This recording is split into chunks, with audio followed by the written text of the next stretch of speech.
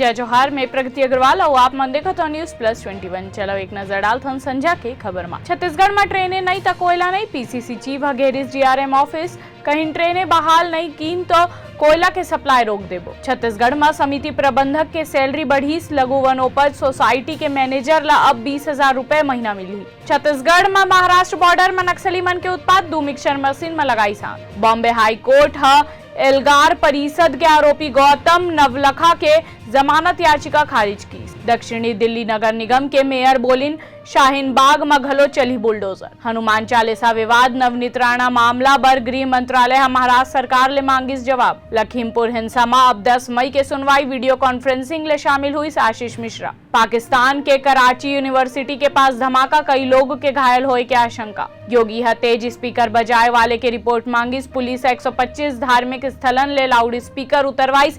17,000 जगह ले आवाज हुई कम। राणा दंपति बर ओवैसी बोलिन कोनो के घर जाके हनुमान चालीसा पढ़ना एक गलत बात है। ऐसे ही तमाम जानकारी बर देखत रहो न्यूज प्लस 21 आप मन के हक के बाद।